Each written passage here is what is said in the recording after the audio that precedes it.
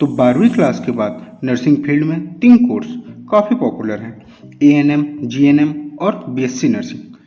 अब इन तीनों में से कौन सा कोर्स बेहतर है, जिसमें ज़्यादा जॉब है और किसे करने के बाद कितना सैलरी मिलेगा, ये जानना आपके लिए बहुत ज़रूरी है।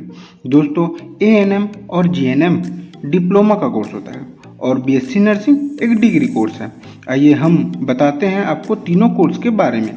एएनएम यह एक डिप्लोमा कोर्स होता है जो कि 2 साल का होता है, जिसे 12वीं पास आर्ट्स और साइंस वाले कर सकते हैं। इस कोर्स में नर्सिंग से सभी बेसिक चीज़ों को पढ़ाया जाता है। इस कोर्स को करके बनने वाले नर्स को एएनएम नर्स कहते हैं। ये सिर्फ छोटे और गांव के छोटे मोटे हॉस्पिटलों में काम कर सकती है। अब आते हैं जीएनएम कोर्स की ओर। जीएनएम 3 साल का कोर्स है, जिसमें 6 महीने का इंटर्नशिप होता है। जीएनएम को करने के लिए 12वीं में फिजिक्स, केमिस्ट्री और बायोलॉजी होना जरूरी है, तभी आप जीएनएम में एडमिशन ले सकते हैं। एएनएम कोर्स से ज़्यादा सिलेबस जीएनएम कोर्स में होता है।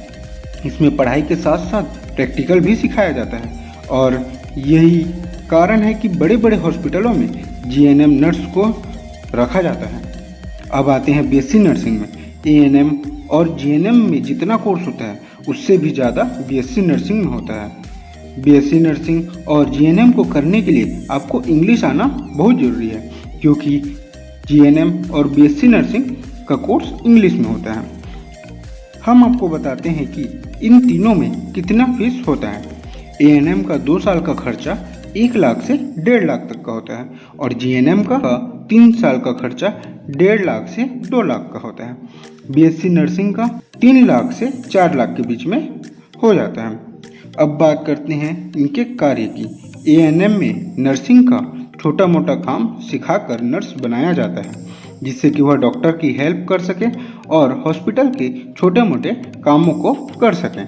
जीएनएम और बीएससी नर्सिंग में ऐसा नहीं होता।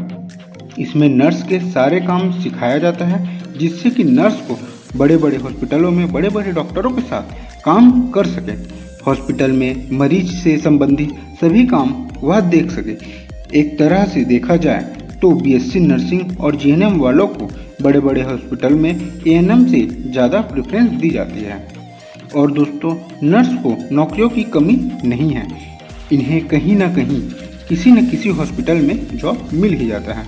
और वैसे वेतन की बात करें तो एएनएम वालों को प्रति माह 10,000 से 12,000 तक और जीएनएम और बीएससी नर्सिंग वालों को 15 से 20,000 तक मिल जाता है। अगर आपके पास 3 से 4 साल का समय है तो आपके लिए जीएनएम या बीएससी नर्सिंग ज़्यादा अच्छा है, क्योंकि जीएनएम और बीएससी नर्सिंग के बाद आगे करियर में बहुत ऑप्शन खुल जाते हैं।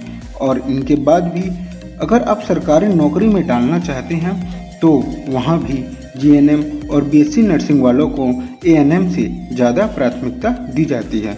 बाकी आप अपने अनुसार कोर्स का चयन कर सकते हैं और हमें कमेंट में बताएं कि आप कौन सा कोर्स करना चाहते हैं।